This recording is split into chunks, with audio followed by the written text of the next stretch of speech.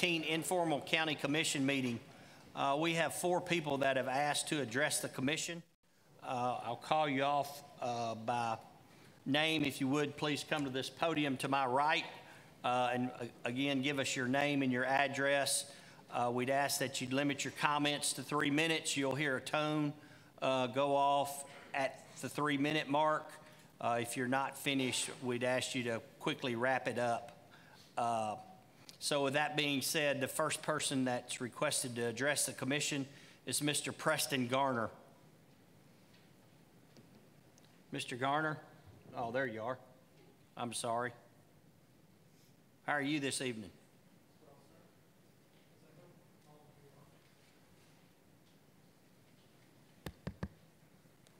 Check. My name is Preston Garner. My address is 658 Pollard Road in Clarksville. I am here to speak today about the library project, potential library project at the North Clarksville, in the North Clarksville area. I'm a builder. It's a hobby of mine. I like architecture. And when I first got wind of this library idea, my first thought was, you know, would this be the best thing for Montgomery County? And I came last month, and I heard some good arguments promoting a library in the North Clarksville area. But, you know, it sounded like warm fuzzies. And what I read on the documents that I got was that we need $1.65 million for land and the drawings, the complete drawings. And I thought, well, land purchase implies building construction. So not necessarily how much will that cost us. I'm sure we can afford it. But will our kids be able to afford that? The maintenance and repair cost to another structure in Montgomery County. And what led me to that, having a background in construction, a typical commercial roof warranty is 30 to 50 years, and that's very high end, a 50-year mark. So we're looking at maintenance and repair costs in 30 to 40 years, and some are as low as 10 years in repair costs and replacement, assuming it was installed correctly. Interior and exterior coatings, most coatings are latex-based, or chalk, I'm sorry, not chalk, latex-based, but chalk-based, which has a 3-year life expectancy. So 3 to 5 years for a recoat, and typically those are not covered under any warranty. So and those are just a couple examples. The costs just add and add and add. Now, I don't want to sound like the big bad wolf and sound like I'm against the library. I'm actually not. I think the library would serve a great purpose to the citizens of Montgomery County, especially in that area, make it more convenient for them to use the library services. Excuse me. However, I propose that we explore alternative measures concerning the discussion, planning, and execution of not only the drawings, but the building of the facility. For instance, what if we could construct an establishment that would not only fulfill its designated purpose, but would serve as a disaster relief shelter for the citizens in the community in the event of an earthquake, tornado, wildfire, active shooter. A structure that would draw the attention of community leaders and representatives from around the region to follow our example in providing a safe, cost-effective, sustainable, energy-efficient structure for the citizens. And it's likely that FEMA would even consider funding such a project, as they have in the past, and I will get to that shortly. What I'd like to propose is that we consider building it, if we do decide to build a library facility in North Clarksville, that we make it a concrete, monolithic style dome. The square footage examples that we currently have on dome sizes exceed what our needs would be for a library in North Campus. For instance, the Mercedes Superdome in Louisiana is 269,000 square feet, 250 feet high, 680 feet in diameter. There are many commercial and school domes around the nation. They can be businesses. For instance, Aggie Land in Texas is a 12,000 square foot dome that there is a fitness facility. Hospitals, there is a hospital in Africa that was built by hand. It's a dome structure. There's Park University in Missouri that serves as a rec center for their students.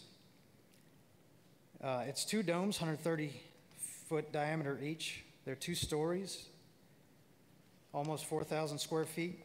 Mr. Garner, I need to ask you to try to wrap it up, please, sir. Yes, sir, thank you.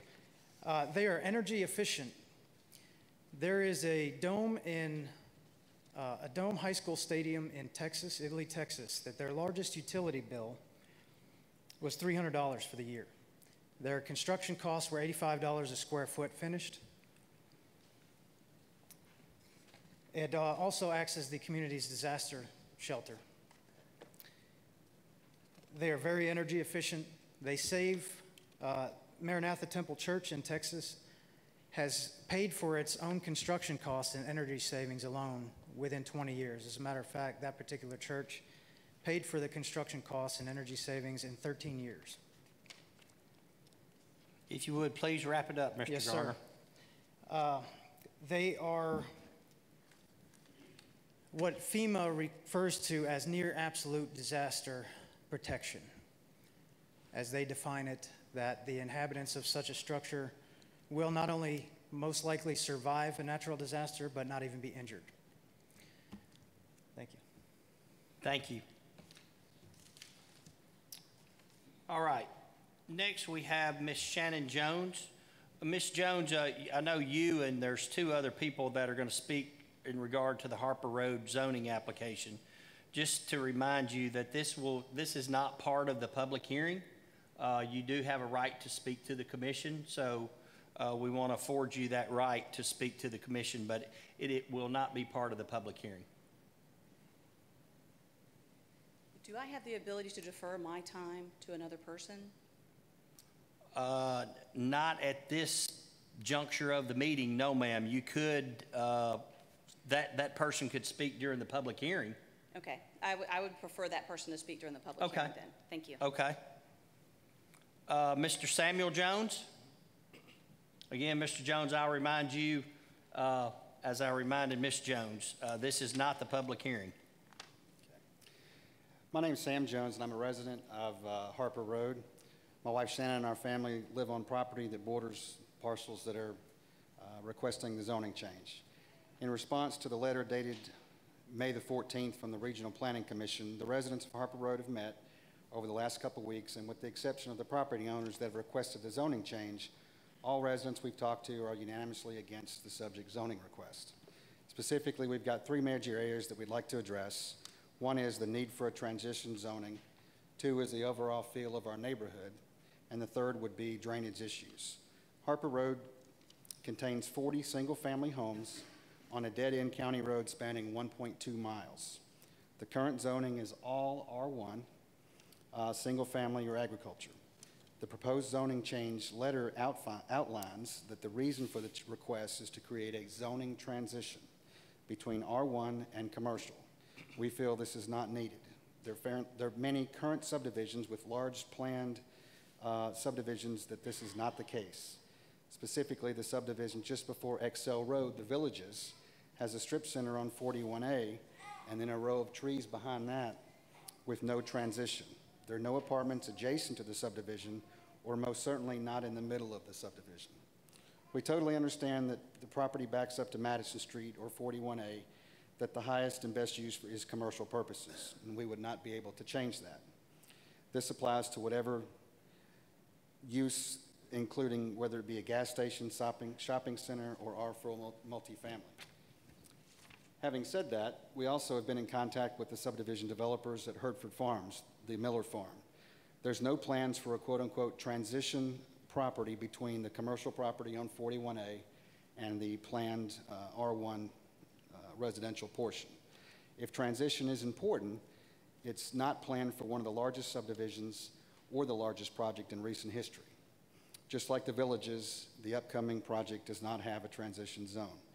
Also, there's a perception with multifamily or apartments that this would be a reduction in perceived property values. When investigating this, there are several articles supporting both sides, but the perceived loss of value is real when resale is concerned.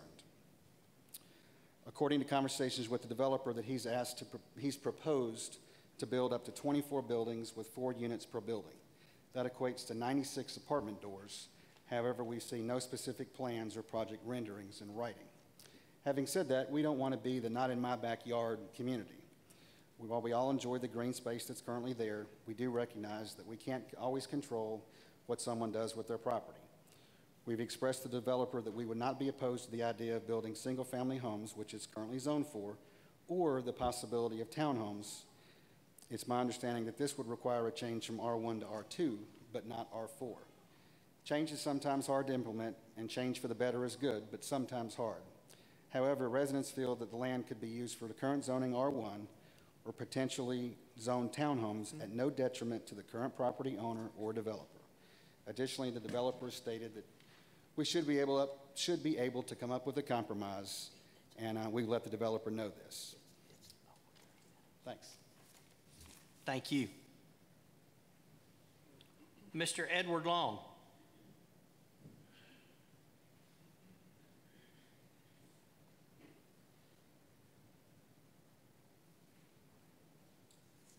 Thank you.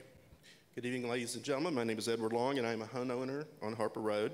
I would also like to speak against the proposed rezoning of land on our road for the purpose of building apartments. I apologize if these comments are supposed to be at some other time in the meeting. I'm not familiar with the process, and emails that I got today were quite confusing. My family and I have lived on Harper Road for 6.5 years in a house that we built on land that has been in my wife's family for about 40 years. Harper Road is a rare oasis in the ever-growing Sango community. It is a 1.25 mile dead-end street lined with single-family homes and lots of trees and with a low speed limit. There's a small lake that is privately owned by several families, and there's abundant wildlife all along the road. It is common to see people jogging on the road for exercise or walking their dogs, or just walking to enjoy the outdoors, occasionally stopping to admire the deer, wild turkeys, rabbits, and turtles. This proposed development is not near the most scenic part of Harper Road, but the nature of the development is cause for concern. Persons who would occupy these apartments, as is the case with many apartment dwellers, would not be as concerned, we feel, with preserving the peacefulness of our street as homeowners would. They likely see themselves as visitors to our neighborhood who perhaps don't intend to be there for a long time. Visitors are less likely, we think, to care about disrupting the peace and speed limits and the sanctity of private property, such as the lake. At the Planning Commission last week, where this zoning request was barely recommended for approval by a 5-4 vote, it was suggested that the increase in motor traffic from this development would be negligible. These calculations were based, I think, not on observed data, but on predicted data. Those of us who already live on Harper Road know that these stated calculations are not realistic. It often takes much longer to turn left on Madison Street than was stated.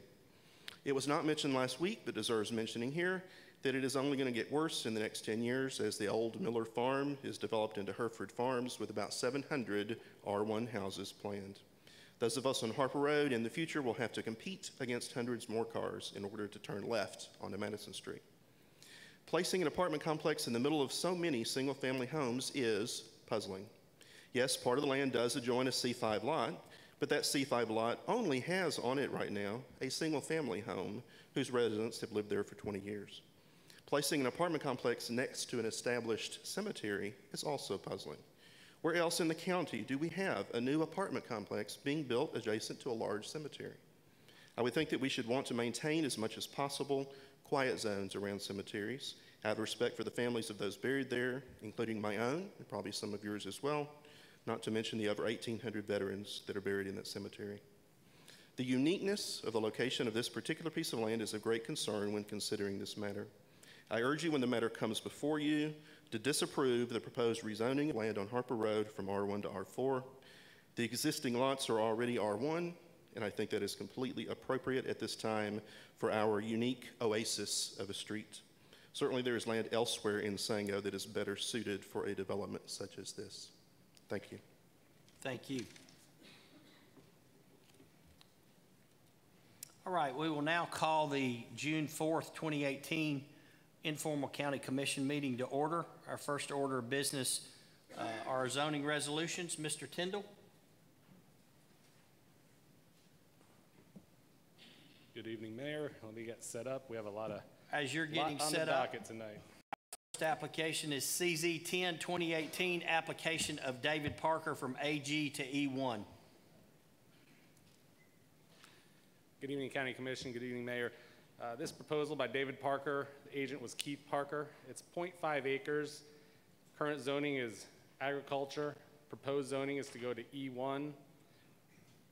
It's an extension of the zoning classification. I just want to take a pause here and share this map with you. This is a new map we've created at the Planning Commission. This is just the colorized zoning map. Unlike the previous map here, which shows the zones but just shows a black and white map, it's often hard to differentiate between the different types of zones we have, as you'll see later in the meeting.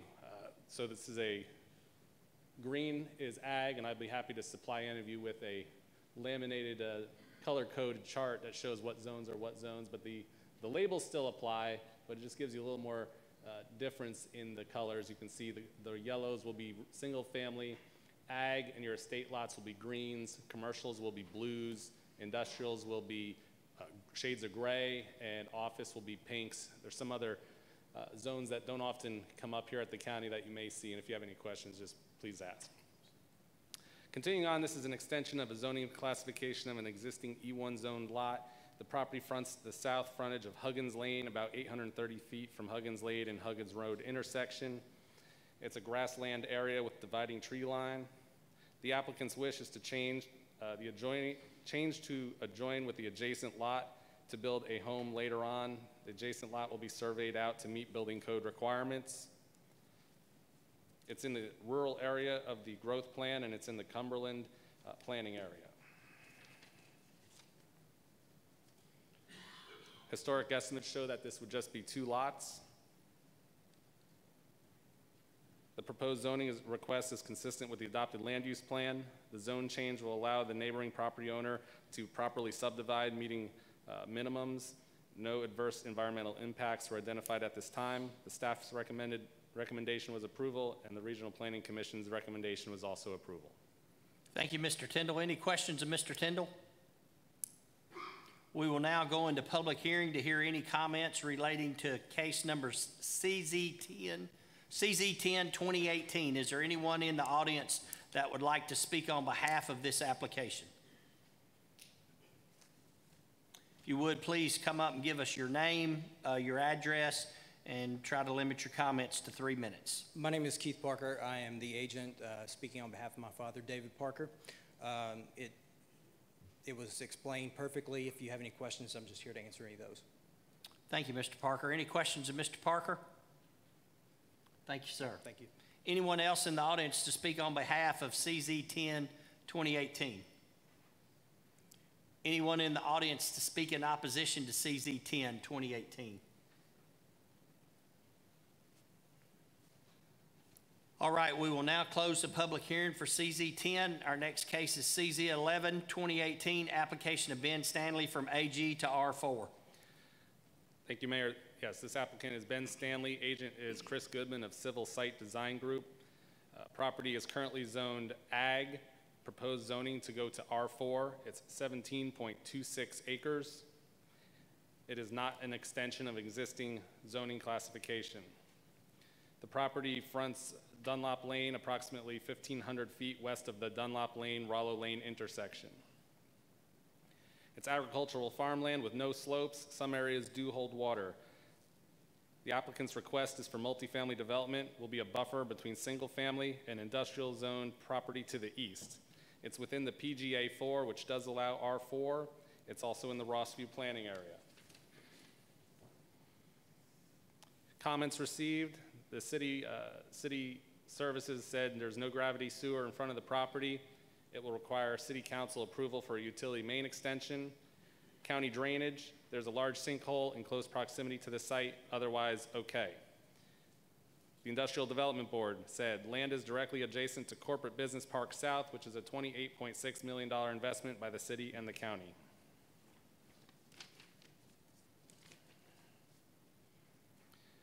Potential impacts are increased traffic, light, and noise. Property is also in close proximity to the Clarksville-Montgomery County Industrial Park. Historical estimates of this zone would be approximately 207 R4 units. Again, it's in the Rossview planning area. The proposed zoning request is in conflict with the adopted land use plan.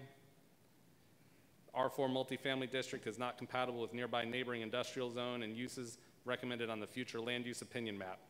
The land along Dunlop Lane is severely impaired by standing water, even when precipitation had not occurred for over a week prior. That was upon a site visit, we noticed that.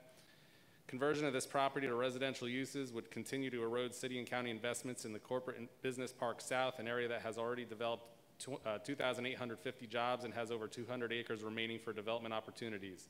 M2 industrial districts exist adjacent and across Dunlop Lane, which are not completely compatible with residential uses. Staff's recommendation was for disapproval, and the Regional Planning Commission also recommended disapproval. Any questions of Mr. Tyndall?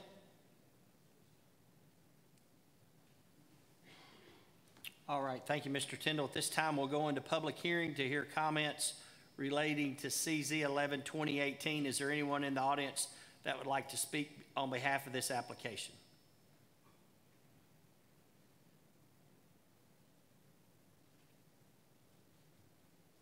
Thank you, Mayor, Commissioners. My name is Ben Stanley. I'm the current owner of the property.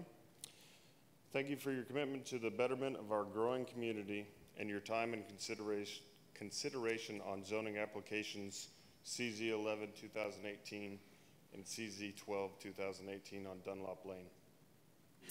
The recommendation from both the Planning Commission and the Planning Commission staff was for disapproval of these applications.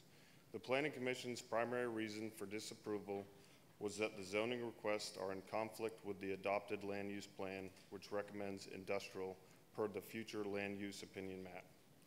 This is the main argument the Planning Commission made against previous zoning cases, CZ 4 2015, CZ 12 2017, and CZ 13 2017, previously in this immediate area. Each of these three cases were approved for rezoning as requested by the County Commission. It is my argument that my rezoning applications are in compliance with the precedent that those rezoning approvals created. The Dunlop Lane area has changed in a manner that is very inconsistent with the land use plan since the plan was adopted in 1998. Therefore, it is arguable that this plan is no longer relevant to my rezoning cases and probably future cases. The Planning Commission staff also mentioned stormwater when presenting these cases to the Planning Commission. In order to subdivide my property, I will have to provide a subdivision plat for a two-stage approval process. The subdivision plat must address and deal with water retention in a manner that complies with both state and local standards. The reason this seems like an issue is because it has never been addressed on this property. Taking this parcel from undeveloped to developed will afford me the opportunity to address water retention so that it is no longer a concern. My engineer has come up with several potential solutions, and we will work closely with the county stormwater manager to ensure that we pick the best one for this site. I am confident that this concern will be adequately addressed in the subdivision approval process. It is important to look at the rezoning case history a little more in depth in each of these cases to provide context and justification for my rezoning applications. Case CZ 1218 is a request to rezone Ag to R1A. This is a simple extension of the existing zoning. The adjacent property was rezoned under case CZ 4 2015. The Planning Commission recommended disapproval of this case. However, the County Commission approved the rezoning. Today, that parcel is Beech Grove subdivision, a single-family residential neighborhood. If I attempt to rezone my parcel from agricultural to M2 industrial, as the adopted land use plan recommends, there would be an enormous public outcry from this neighborhood. If I attempt to recruit an industrial tenant for my parcel, there would be an objection from the industrial tenant because of the proximity of Beech Grove. The previous decision to disregard the land use plan and allow R1A adjacent to this parcel has created a unique situation where this area, my parcel included, no longer conforms to the land use plan. The most logical course of action in this situation is to rezone this property from Ag to R1A so that the area develops consistently. Case CZ11 2018, this case is a rezoning from agricultural to R4. There's existing R4 within 300 plus or minus feet of this rezoning request.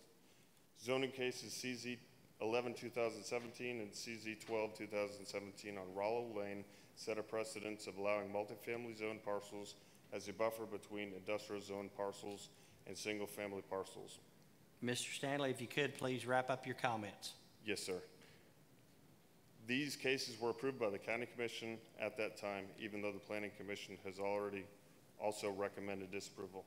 This is the same email that I sent to all of you earlier. I appreciate the time. Thank you, Mr. Stanley. Is there anyone else in the audience that would like to speak on behalf of CZ11 2018?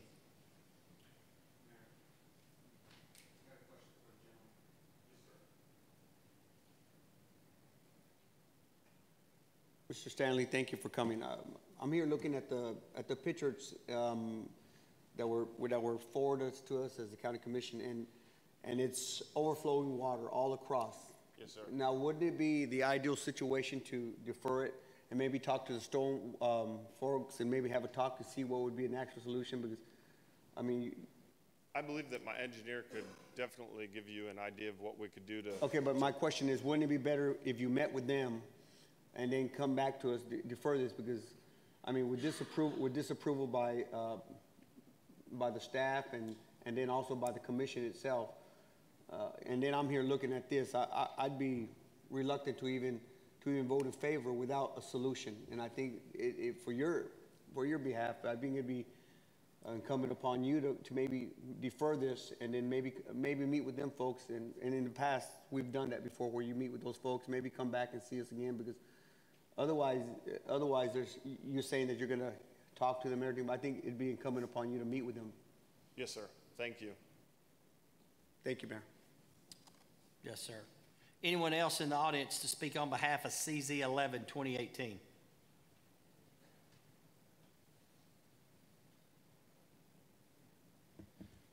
My name is Chris Goodman. I'm engineer with Civil Site Design Group, and I represent Mr. Stanley. Two issues I quickly want to address. The first is the utility issue. They are correct. There is no gravity sewer directly to Mr. Stanley's property. However, there are two force mains that run along Dunlop Lane and serve many of the subdivisions you see on the map there. So sewer is readily available. We just will be putting in a lift station in the low area, and for a development of this size, that is not uncommon. Secondly, on your stormwater, this is a sinkhole basin. There's no doubt about it. The difference between this sinkhole basin and hundreds of other in Montgomery County is nobody's ever put any time and resources in engineering to put in a plan that will help the sinkhole drain water. It has been farmed for many, many years. Someone actually tried to put in a standpipe, but all they did was put in a standpipe about 8 feet down the ground, and they didn't go to bedrock. Some of the planning commissioners actually knew this fact. So until we actually get into engineering, you know, we need to get in there and do some studies on it and come up with something, which we already know the idea is putting an injection well properly down to bedrock. And we also understand we may have to sacrifice 20 to 30 acres of land just to hold water. However, this is a 142 acre tract. That's still going to leave us 100 acres of land to use for development. So I don't know if that totally answers your question, Tommy. I mean, I have met with Mr. John Doss about this project in this area previously and have talked about it, but that's as far as the conversations have gone. Commissioner Vallejos, go ahead. I guess my question is, what was the solution? How were you going to rectify the problem? How were you going to talk about it? What was the outcome? Sure. The outcome basically is to properly install an injection well and create more volume on the property. This is not uncommon. This is exactly what the industrial board did along International Boulevard. When you drive along there, you notice the very deep hole that they dug out to create volume for the water when the water rises up. That way it doesn't flood the surrounding property. So did our stormwater folks agree with what you said, and they said this would be a great outcome for, or the answer to, for the problem? In concept, yes. We don't have anything, we don't have any engineering plans on it, because why would you invest a bunch of time and resources into something if it's not going to be, if it's not rezoned? My recommendation that this goes deferred for a couple months, and you meet with the stormwater folks and come up with a solid solution. Otherwise, it's not going to move forward. My recommendation. Thank you, Mayor. Commissioner Harper, do you have a question to Mr. Goodwin? Just a quick question, Mr. Goodman. Appreciate you being here. So, in your opinion, if an injection well was done, this would take care of the problem? Is that what you're saying? An injection well and grading out the area to create more volume for the water. Okay. Because it does cover a large area, but most of that area where you see the picture, a lot of that water is 1 foot deep. It's just because there's no volume in the pond to hold anything. Thank you. Thank you, Mr. Goodman. Is there anyone else in the audience speak on behalf of Commissioner Sokol? I'm sorry. Commissioner Sokol has kicked out his microphone or something. It's given, but I've been talking about it. Yes, sir, I did.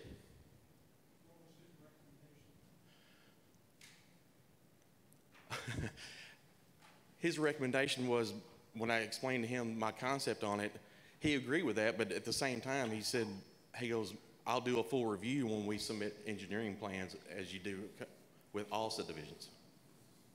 So there's no real resolution to the stormwater problem? In concept, right now, yes, but no, there's no engineered plan for it yet, no. All right, thank you.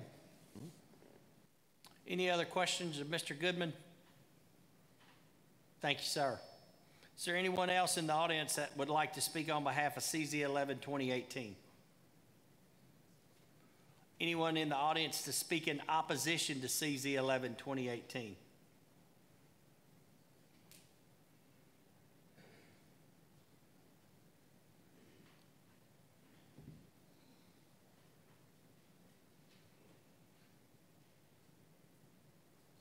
Good evening, Mayor and Commissioners. As the Executive Director of the Industrial Development Board, Mr. Tyndall did cover our letter very well in his report.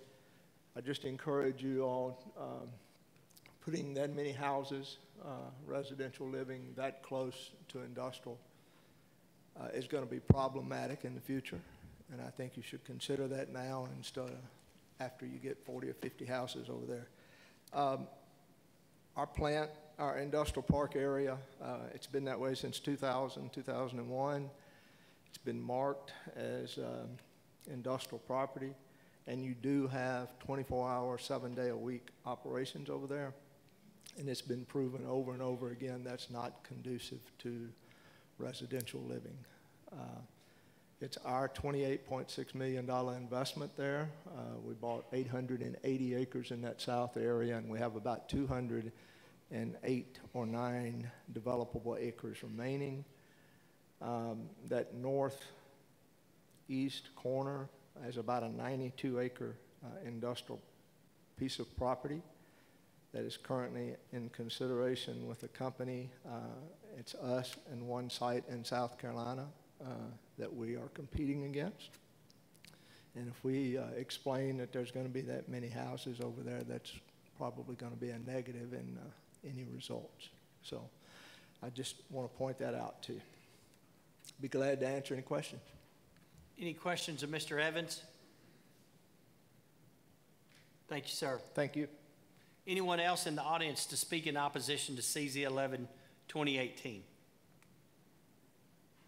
We will now close the public hearing on CZ 11 2018. Mr. Tyndall, CZ 12 2018, application of Ben Stanley from AG to R1A. Yep. Same song, different verse. Ben Stanley with Chris Goodman as Civil Site Design Group.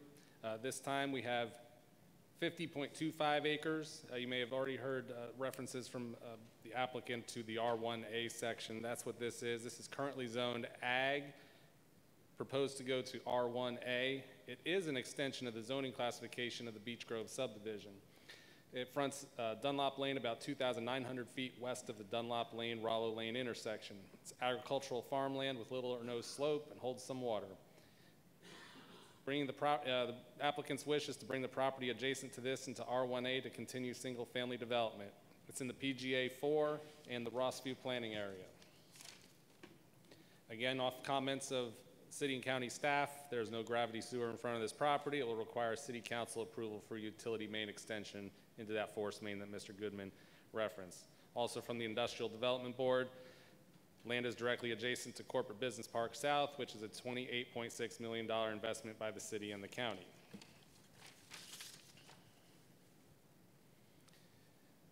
Possible impacts are increased traffic, light, and noise. Property is also in proximity to the Clarksville-Montgomery County Industrial Park. Property has little or no slope and holds water. Potential units for this application be 124 based on historical estimates. The proposed zoning request is in conflict with the adopted land use plan. Though this part of the parcel is in question is adjacent to existing R1A subdivision, the proposed R1A single-family residential district is not compatible with neighboring and nearby industrial zoning and uses recommended in the future land use opinion map. The land along Dunlop Lane is severely impaired by standing water. Conversion of this property to residential uses would continue to erode city and county investment in the Corporate Business Park South, an area that has already developed 2,850 jobs and has over 200 acres remaining for development opportunities. 209, according to Mr. Evans. M2 industrial districts across Dunlop Lane are not completely compatible with residential uses. The staff recommended disapproval, and the Regional Planning Commission also recommended disapproval. Any questions of Mr. Tyndall? Thank you, Mr. Tyndall. We'll now go into public hearing to hear comments related to CZ 12 2018, application of Ben Stanley from AG to R1A. Is anyone in the audience that would like to speak on behalf of this application?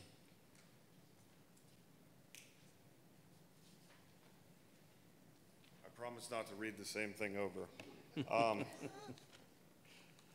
I was almost done, and I think just a couple points. One point about the going to stormwater before rezoning.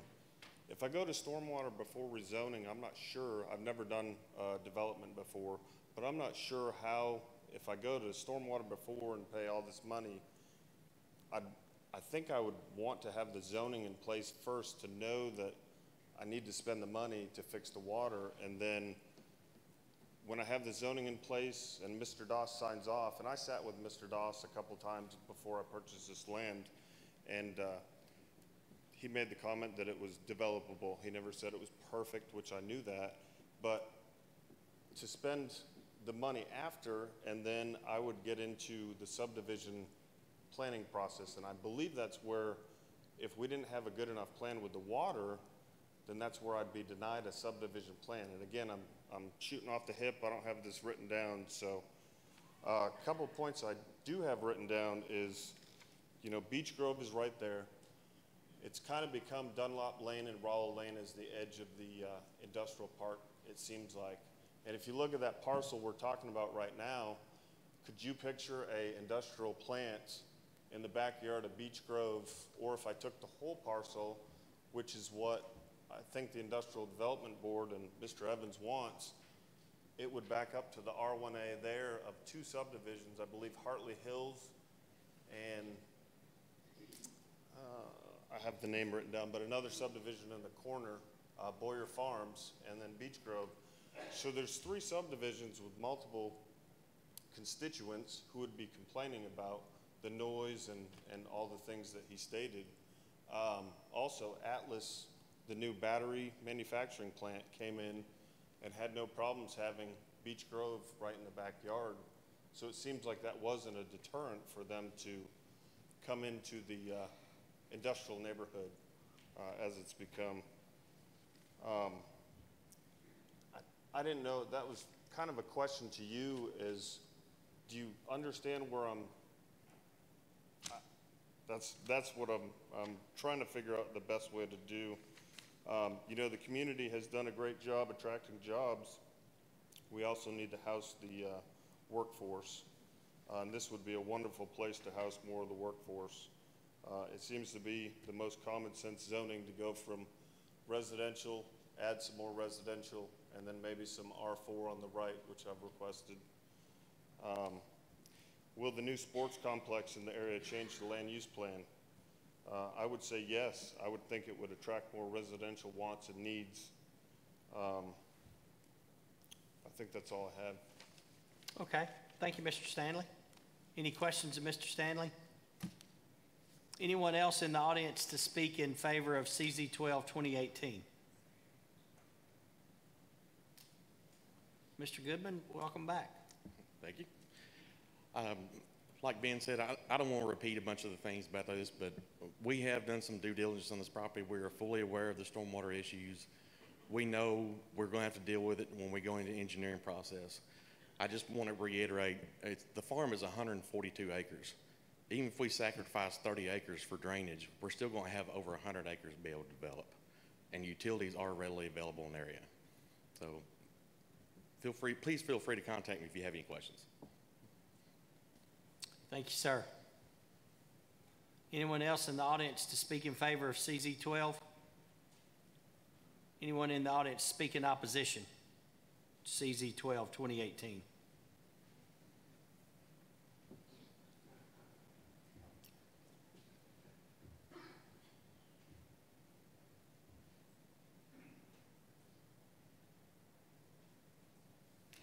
I promise not to say the same things again, too. But again, as the executive director, I feel like I need to express this many houses next to industrial property is not a good idea. I will like to point out the green area of agricultural between, at this point, our north boundary and that site.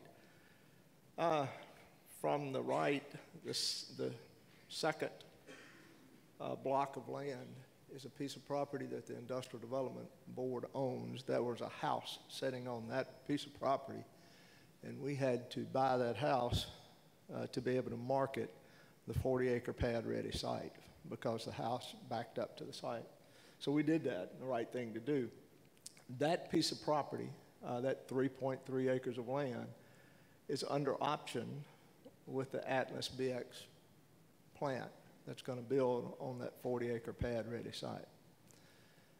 If they want to utilize that property for some of their production, storage, or whatever, they will be seeking M2 zoning on that 3.3 acres of land. We have evaluated part of that agricultural property and have actually talked to the owner of that property on more than one occasion to acquire that property to add to the industrial area up to the roadway. And some of it is developable and some of it is low and retains water in stormwater events. Again, I just want you to caution putting that many houses up against that M2 property. Any questions? Thank you. Commissioner Riccone? I'm sorry, Mayor. I'm not going to ask a question. Thank you, though. Commissioner Harper, do you have a question for Mr. I do, Evans? Mayor. Can I ask it to Mr. Evans, please? Thanks. Yes, sir. Thank you, sir. I'm a little puzzled. I'm looking at a subdivision that's already active. It's in place, correct? Where the one that's left of this property? Or Just left of this property. Yes, sir. There are houses there, right? There are. Okay. And this is adjacent to that property, right? It is. And I would like to remind you, sir, that we were not for that property being zoned. I understand that. I just thought part, I would remind you while I had the chance. So it's puzzling to me that it would be illogical if we allowed the one to not allow the extension, to me. I don't see the logic in it. maybe I'm not seeing things correctly, but explain to me why, if we already allowed the one subdivision to be created, why we wouldn't allow the extension. Two errors don't make a right, in my opinion. That's the caution I would say. I don't think that subdivision should have been zoned for residential. And I think it's fairly new, and those people haven't lived there for a long period of time. I think those house occupancies probably within the last 12 to 14 months. And we're putting a plant on that large rectangle area there. That's the Atlas BX site. And they're going to get closer and closer. Thank you. Thank you, sir. Any other? Commissioner Johnson. Thank you, Mr. Mayor. Actually, this is not a question for Mr. Evans. This may actually help clear up Commissioner Harper's question. I remember when the entire property was discussed last time here.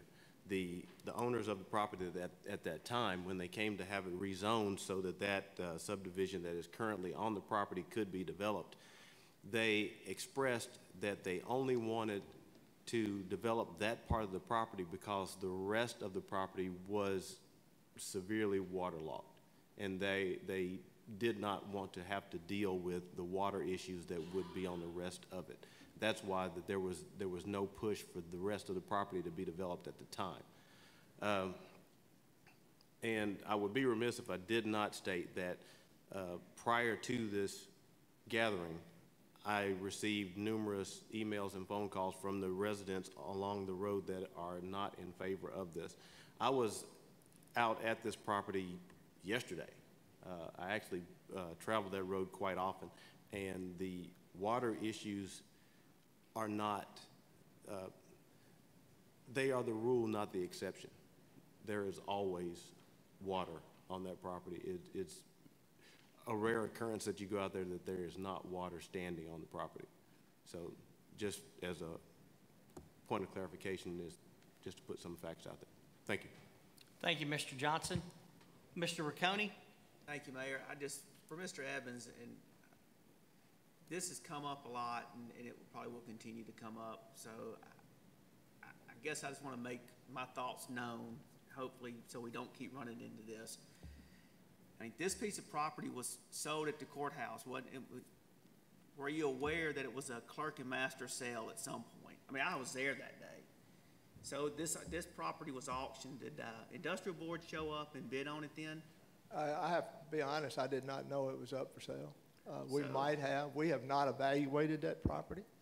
Well, you said you tried to buy it. When did you try to buy it? The property we tried to purchase was on the south side of Dunlop Lane, not on the north side of Dunlop Lane. So the part that's yellow right now, did the IDB try to buy that?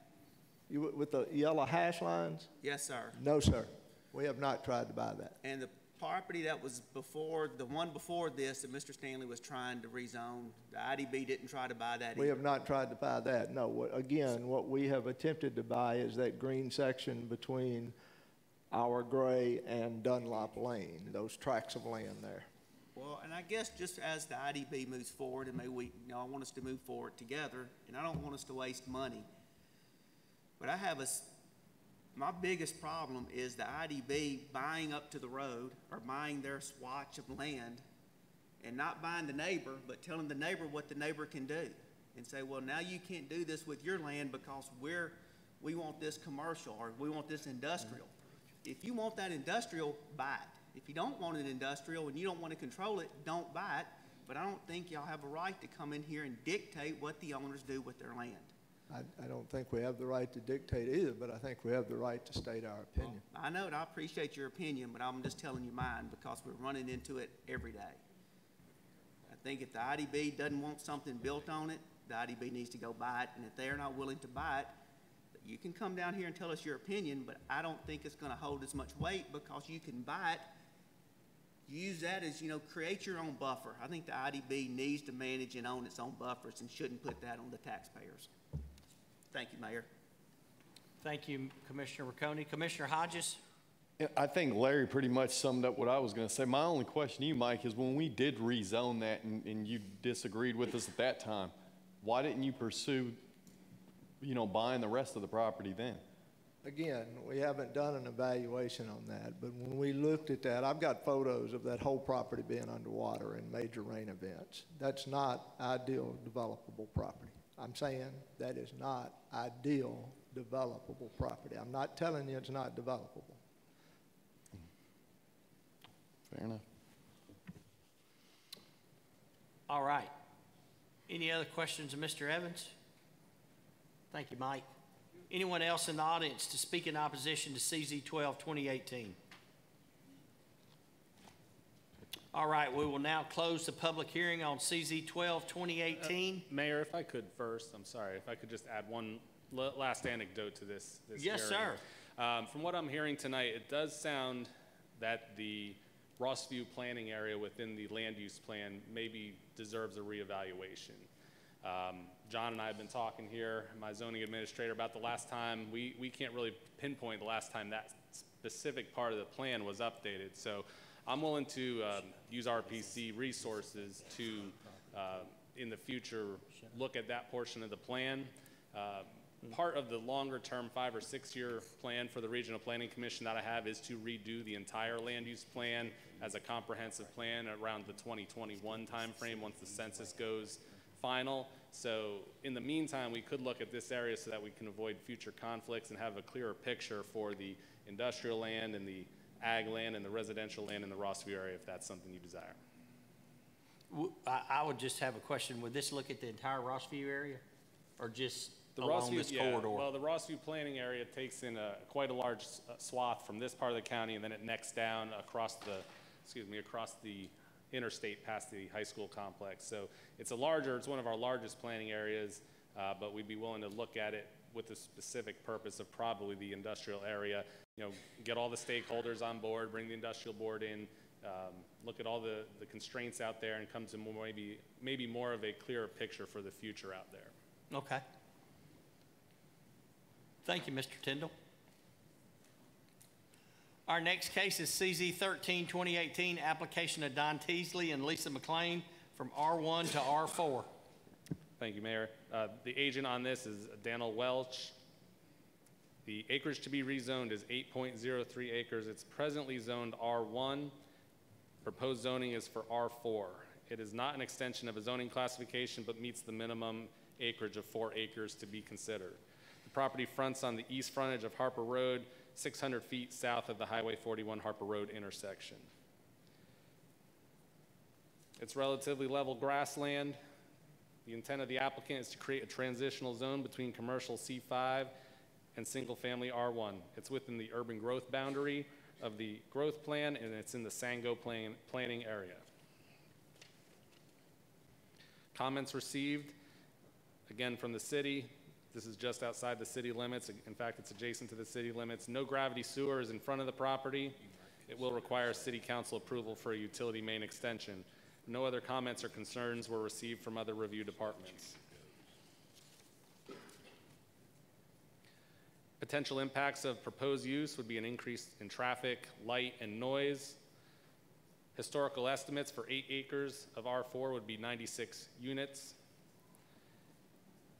In the Sango planning area, growth rate for this area is well above the overall county averages for growth. The proposed zoning request is consistent with the adopted land use plan. The majority of the Highway 41A area in Sango is zoned commercial C1 through C5, as you can see on this map, and extending down to about Sango Drive is all C5 from Martin Luther King Boulevard all the way down to Sango Drive. An adjacent parcel to this request is zoned also C5, and the Rest Haven Cemetery is existing in the rear in a good transition from the larger 700-unit detached residential development mentioned already to the east. R4 multifamily residential district is a good use adjacent and behind commercial zones and parcels off major roadways.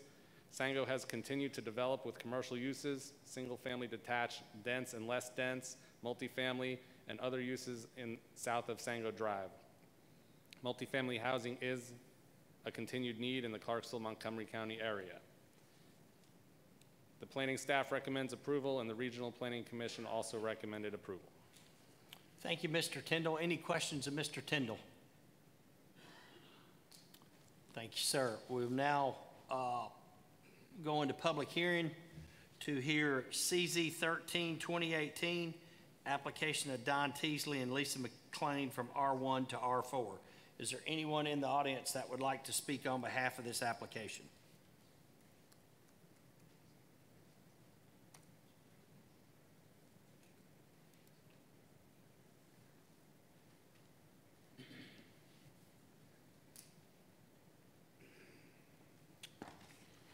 Good evening, everyone. Just want to start off by where I started this process. If you don't mind, give us your name. Oh, I'm sorry. My name is Daniel Welch. I'm from Clarksville. I live in the Sango area. My family's lived in the Sango area for 100 years, and I've done several projects in the Sango area. I think they've turned out pretty nice. So I just want to kind of start off by where this all started at.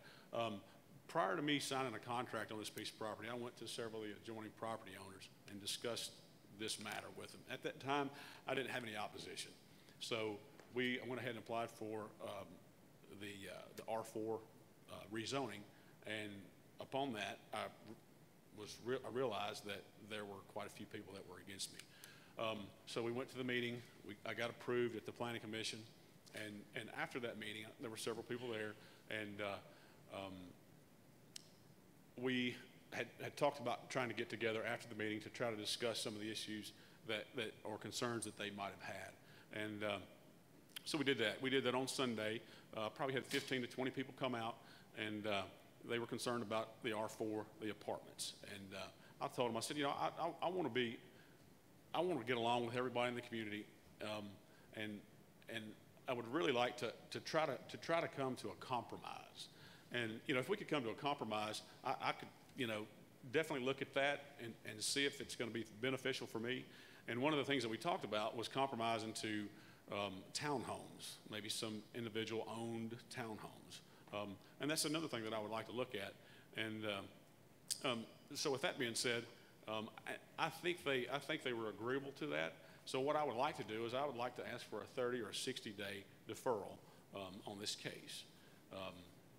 So another thing I think was water on the property.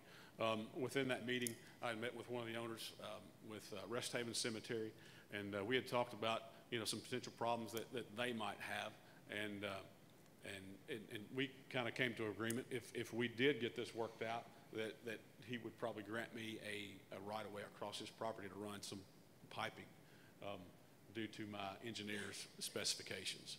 So. And that's all I have. I don't know if anybody has any other questions. I'll be glad to answer those. Any questions of Mr. Welch? We good? Thank you, Mr. Welch. Thank you for your time.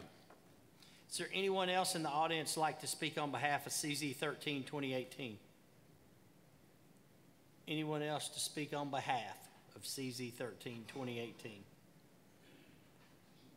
All right. Anyone in the audience to speak in opposition to CZ 13, 2018? I know there's a lot of folks here. I'm going to allow 3 people to speak. So if y'all need to appoint who your speakers are, that'll be fine. But anyone in the audience to speak in opposition to CZ 13, 2018?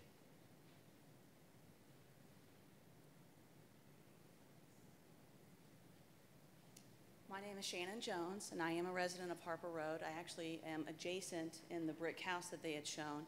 I would ask that who all is here in opposition of the development of these 8 acres to apartments, if you could please stand up.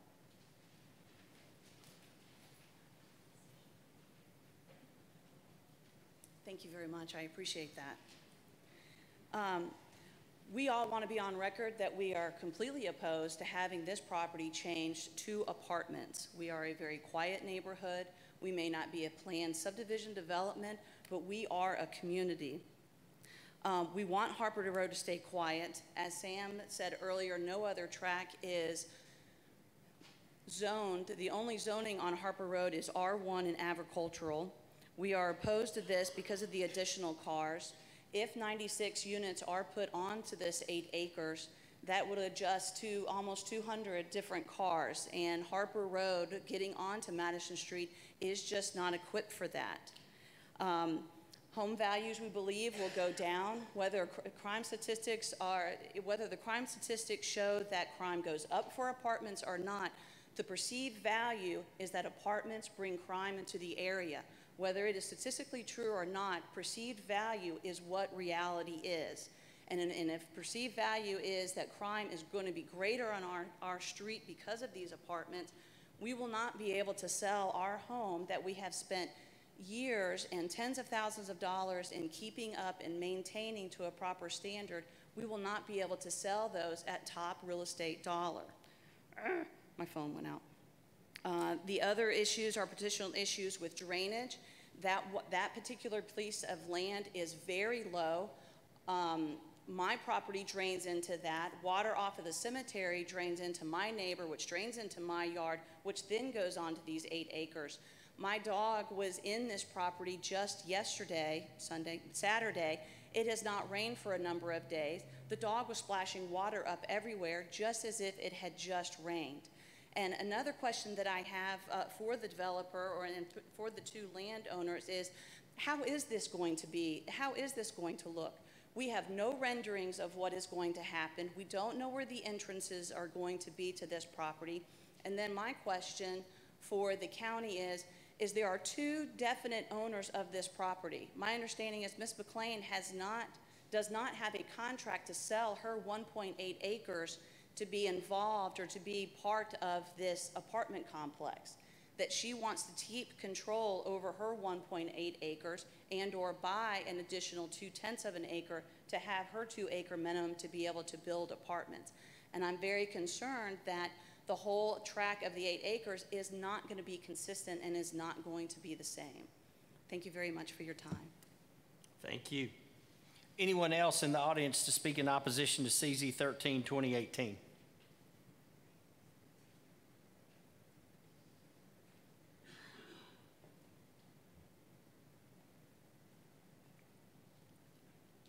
My name is Brian Robinson, and I represent Rest Haven Memorial Gardens. And our concern with the proposed development, obviously, is on the 3 adjoining tracts is the drainage issue. Rest Haven was developed in 1952 as a perpetual care cemetery. And since then, you know, we've got hundreds and hundreds of folks that have chosen Rest Haven as their final resting place. And we purchased the property about 4 years ago, and since then we've made several improvements to the grounds as well as addressed drainage issues. Some of the sections of our cemetery are already at critical levels during heavy rains. Any additional drainage coming from the development adjoining our property will need to be drained onto our property. And there are 2 concerns with changing drainage from the adjoining property, and both of these involve saturation levels. The first is the water level standing on the ground. Anybody that's ever been out there after rain can tell you that, you know, it may take several days for the ground to dry out. It's not quite a swamp, but it's not just a level or so from a swamp in some parts of some sections. And additional water volume will affect the time it takes for the water to soak into the ground and drain away. And frankly, we'd rather not have to offer families hip waders to go visit their loved ones in the graves. And the other concern is a little bit more serious than wet feet. I don't have a slideshow ready for you, but I would suggest you do a Google image search before you leave here and type in keywords like New Orleans, floods, floating caskets. That'll kind of give you an idea. Though everybody interred at Rest Haven is in an outer burial container, the concept is still the same. We've never had a casket rise out of the grave. However, you know, a much higher volume of water, it's entirely plausible. So that's our biggest concern, and it's our responsibility to protect the families at Rest Haven and ensuring the peace and dignity for eternity. This is a perpetual care cemetery. We are responsible forever for that, for the cemetery and the folks that are buried there. And I can't say what will happen in 100 years or 1,000 years, but right now this is on my watch. And I want to be able to tell any of the thousands of family members that have folks buried there that, we've protected their loved ones with zeal, and that the government made the decision they thought was best. That's pretty much all I have to say. Okay, thank you, sir. Yes. Mr. Harper, did you have a question? Yes, I did, Mayor. And I'm sorry, sir, I didn't hear your name. No problem at all. I just wanted to ask a question. I appreciate you being here, appreciate your input. Are you aware, being in the business that you're at, of an apartment building being next to a cemetery location? No, but I can tell you that most developments that as Clarksville's doing, as it grows, they're typically, there's a buffer in between such development as an apartment complex and a cemetery. Cemeteries are typically known as, peaceful. Some folks wouldn't consider buying a piece of property next to a cemetery, but you talk to somebody that owns property next to a cemetery, and they'll tell you how peaceful and park-like it is, just in its nature. So we would also be concerned about, the noise level and that many families that close to the cemetery. I appreciate you being here. I know one of the things that I probably get half my calls in this district, and I represent this district, is about water, okay? Get them all the time. And we know from a fact when we add more impervious surfaces to land, there is less land for that water to drain into. Correct. And I know that if there is a problem now, if we add impervious surfaces to this plot of land, we're going to enhance the problems inherent in this land, this tract of land. I think it's pretty obvious to me that that'll occur. So I greatly appreciate you being here. Yes, thank you so much. Thank you. Anyone else in the audience to speak in opposition to CZ 13, 2018?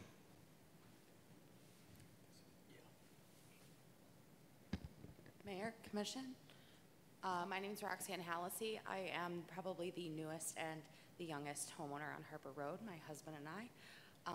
We have lived there for about a year. I emailed all of you this morning with a very logical and thoughtful email. I hope you looked at it and considered it. It outlined the traffic, health, environmental, and societal issues that we have with this rezoning, and I have to oppose it. Hearing the folks from Rest Haven speak, I hope that you consider the respect to the folks who are buried there, to the neighbors, the quiet,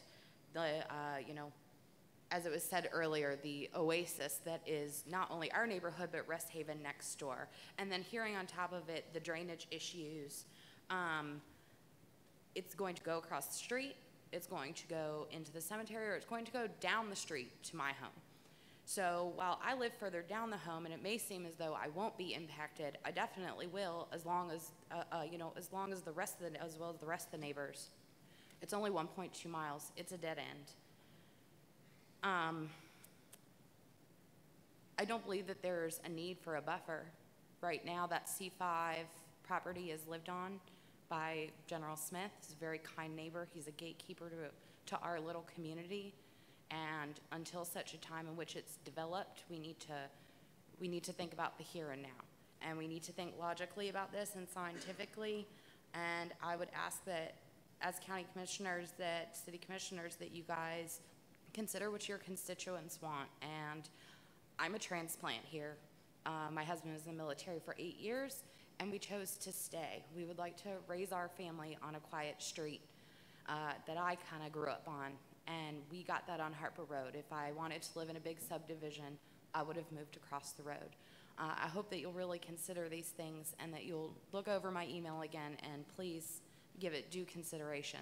And I hope you can see that all of my neighbors here are very concerned, and really wanting to keep our neighborhood the way it is. Thanks. Thank you, ma'am. Mr. Welch, do you have anything you want to add? I know there was a lot of questions. I'll give you an opportunity to come back to the podium.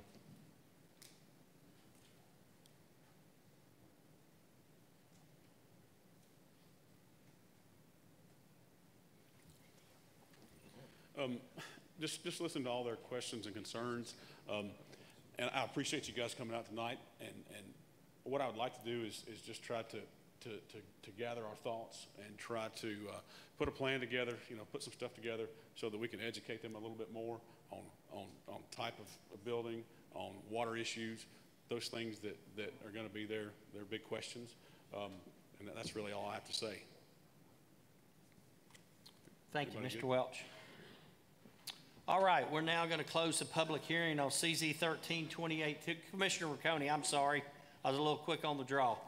Well, Mayor, based upon Mr. Welch's applicant's request, is now the appropriate time for us to make a motion to defer, or do we need to get through this session? It will be at our formal meeting. Thank you, Mayor. Mr. Tindall, we're going to close the public hearing on CZ 13-2018. Mr. Tindall, do you have anything you'd like to add? That's it this month. Thank you. Thank you. All right, on to our resolutions. And we'll take a 5-minute break. If some of the folks don't want to stay through the rest of the meeting, we'll give you the opportunity to leave.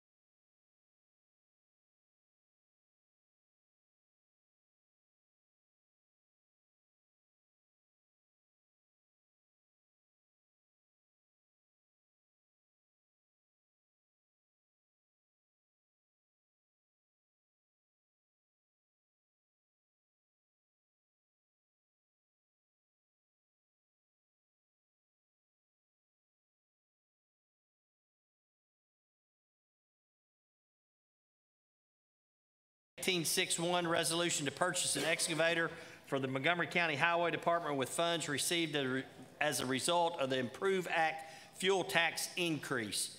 Any questions on 1861?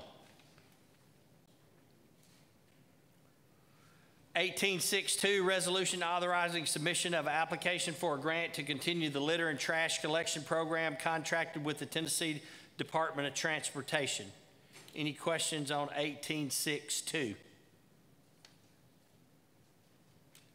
1863, resolution of Montgomery County Board of Commissioners authorizing lease of computers. Any questions on 1863? 1864, resolution of the Montgomery County Board of Commissioners approving amendments to the 2017-18 school budget. Any questions on 1864?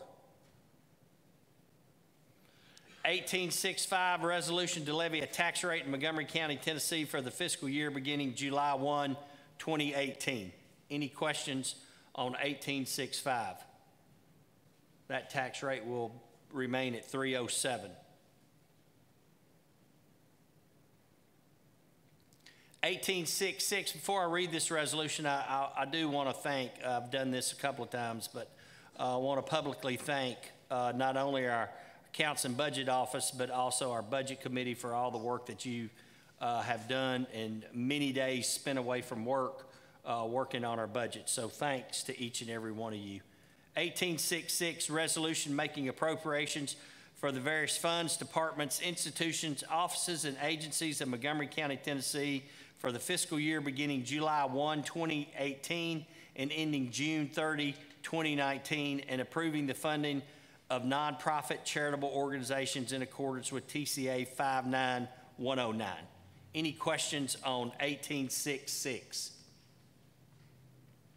Commissioner Harper. Yes, thank you, Mayor. I'd like to ask, I believe Jason Hodges serves on the TRC committee, and I'd like to ask his opinion on the $135,000 included in the budget for TRC. Commissioner Hodges.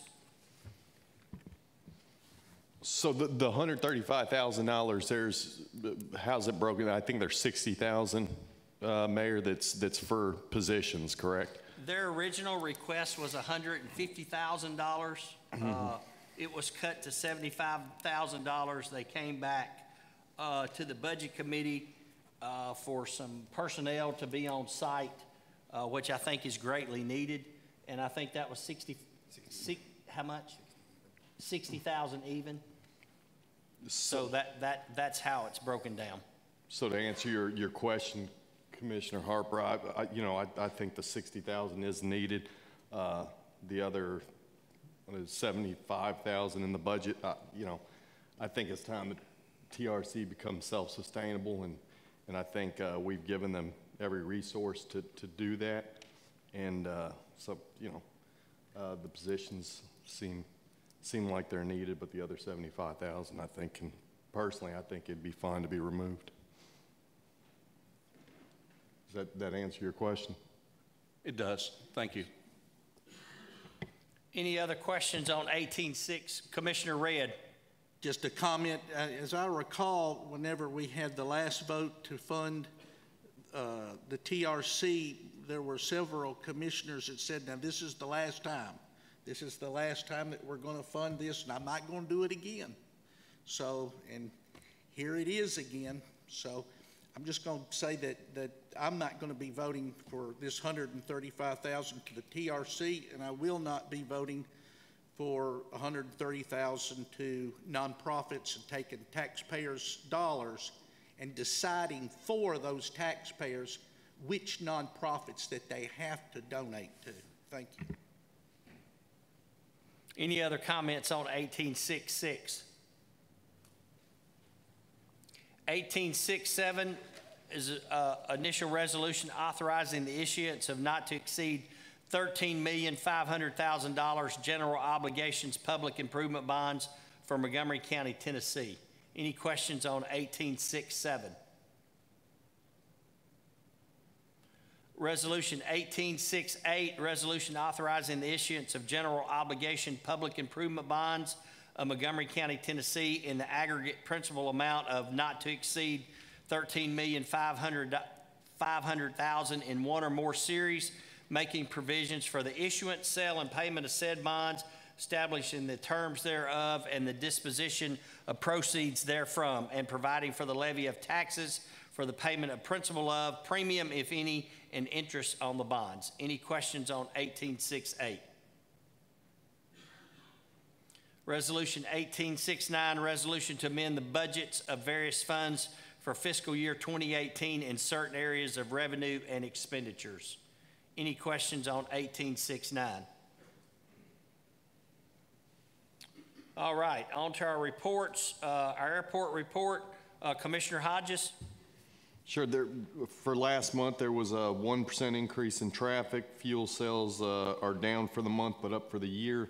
And room rentals are up big for the year. And that's about it. Thanks. Construction going pretty good out there, as far as you know? Yes, sir. On the runway? Yes, sir.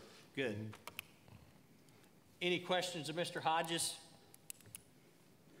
School Liaison, Commissioner Genus.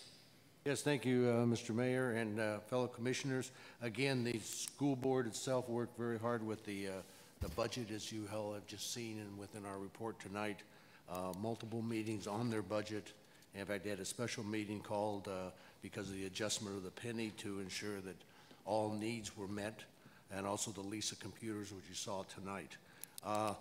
And other businesses they worked on, again, they did update the code of conduct, just clarification. A lot of questions from the school board as they looked at that, and also from the county commissioners as we all shared then in the understanding of the code of conduct. Really nice presentation on summer intervention programs. They talked about 15 different programs and over 2,000 students being involved this summer. And a real good presentation, again, questions and answered, and how that would be applied for students. Literacy camps, to multiple different camps that are going on to help our students here within the county. And quite active 2 meetings that they had last month, and again, we'll start again this month as they look and update the school board as far as what they're doing with the students. All right, thank you, Commissioner Genus. Any questions of Commissioner Genus? Nominating Committee, Commissioner Nichols. Thank you, Mayor. Commissioners, we had a special called meeting for the nominating committee this evening at 16:45. Unique situation that's happened. 4 of the 5 commissioners will not be back in September. Next week and the week following is the first meetings for the Legislative Liaison Committee. And I have nominations to fill the departing commissioners. I have Commissioner Charlie Keene nominated to replace Commissioner Tommy Vallejos for a 2-year term to expire July 2020. Jerry Albert nominated to replace Commissioner John Jennis for a 2-year term to expire July 2020. David Harper nominated to fill an unexpired term of Commissioner Wallace Redd, term to expire July 2019. John Gannon nominated to fill an unexpired term of Commissioner Jason Hodges, term to expire July 2019. And the returning commissioner, Commissioner Larry Riccone, has been filling an unexpired term and is now eligible to serve his first full 2-year term to expire July 2020. And that's the recommendations, Mayor. Thank you, Commissioner Nichols. Any questions of Commissioner Nichols? All right, under the county mayor nominations, Judicial Commissioner, a 1-year term. Michael Williams nominated to serve another 1-year term to expire June 2019. Montgomery County Parks Committee, we're going to ask that the replacement, Commissioner Joe Creeks nominated to serve his second 2-year term to expire June 2020, and the replacement of Commissioner Genus will be deferred to September 18, and he will continue to serve until that time. And Commissioners, we did the same thing with another committee last week with the potential changes that, as Commissioner Nichols just alluded to, 4 of the 5 members of the nominating committee will no longer serve with us after the end of August. And with new commissioners coming on board, I feel it's just appropriate to hold these committees open and try to give some of the commissioners a shot at some of those seats.